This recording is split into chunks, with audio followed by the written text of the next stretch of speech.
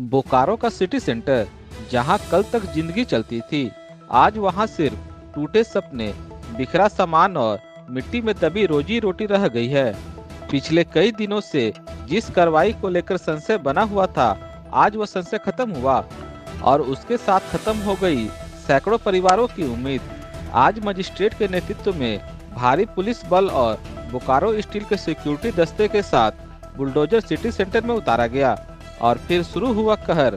Footpath की दुकानों पर बुलडोजर का हमला हुआ, ताबड़तोड़ गुमटियां टूटी, झोपड़ियां जमींदोज हुई और उसी के साथ कई लोगों की रोजी रोटी हमेशा के लिए मिट्टी में मिलती चली गई।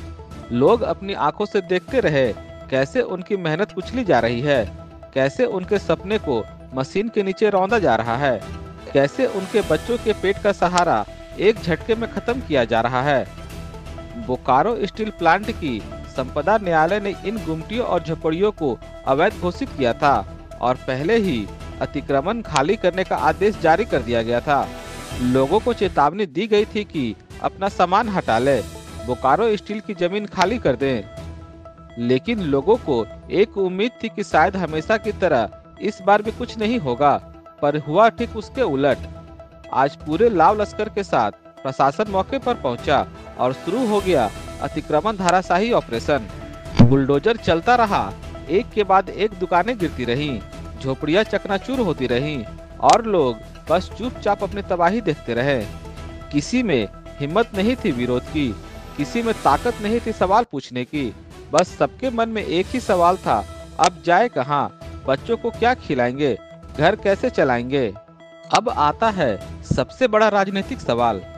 कुछ ही दिन पहले जब बीएसएल हटिया दुंदीबाग में बीएसएल ने नोटिस चिपकाया था, तब विभिन्न राजनीतिक दलों के नेता सड़क पर उतर आए थे। सर्वदलीय बैठक हुई, बड़े बड़े बयान दिए गए, गरीबों के हक की लड़ाई का दावा हुआ। लेकिन आज जब सिटी सेंटर में सच में गरीब उजड़े, जब रोजी रोटी जमींदोज हुई, तब ना कोई नेता पहुंचा, ना कोई झंडा दिखा, ना कोई धरना, ना कोई आवाज। तो सवाल ये है, क्या वे नेता सिर्फ दुंदीबाग के नेता थे? क्या सिटी सेंटर के गरीब उनके वोट बैंक में नहीं आते, या फिर ये राजनीति सिर्फ कैमरे तक ही सीमित है? नेता आज गायब हैं और सिटी सेंटर में बस उजड़े लोग हैं, टूटी जिंदगियां हैं और भविष्य की अनिश्चितता है।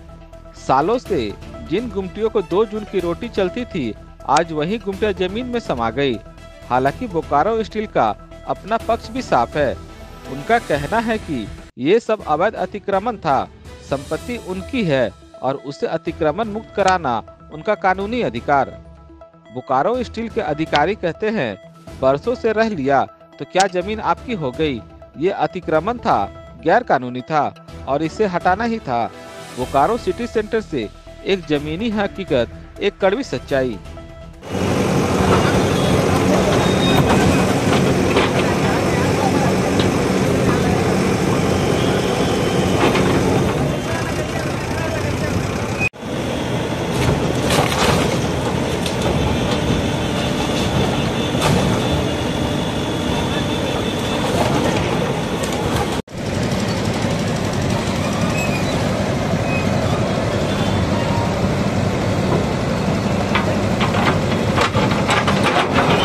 का दुख दर्द आप लीजिए, सच्चाई और पारदर्शिता सामने आनी चाहिए। इनके साथ ऐसा क्यों हुआ वो आप लीजिए और हमें हमारा काम करने दीजिए। मेरे दायरे के बाहर आता, मेरा काम तोड़ना है, इविक्शन कराना है। एक बार जेसीबी ग्राउंड पे आ गई, पुलिस फोर्सेस आ गई, प्रबंधन का ऑर्डर निकल गया, उससे पहले की सारी प्रक्रिया नियम अनुसार करी गई, नहीं किया गया। कोलेटरल डैमेज होता है, वो होता है, बड़े बड़े युद्ध में भी कोलेटरल डैमेज होता है। हम तो पहले अनाउंसमेंट करते हैं, हमारी कोई इच्छा स्वेच्छा मंशा नहीं है किसी को नुकसान पहुंचाने की। लेकिन आपने अपना होमवर्क सही नहीं किया तो सर मेरी क्या गलती? I am not at fault और I am not responsible to the public, neither I am the PRO। ये तो मौके पे जो हो रहा है वो मेरी प्रतिक्रिया बता रहा हूँ, जो सिक्योरिटी काम कर रही है वो मैं आपको बता रहा हूँ, ताकि ऑनेस्टी ट्रांसपेरेंसी रहे। ड्रोन के तरह कवरेज हो रही है, आपके मीडिया के थ्रू राइट मैसेज जाना चाहिए। प्रबंधन आपसे ये सहयोग की अपेक्षा रखती है, प्रबंधन चाहती है आप नियम अनुसार काम करें और सिक्योरिटी का सहयोग करें और इविक्शन ड्राइव करने दें। धन्यवाद, जय हिंद।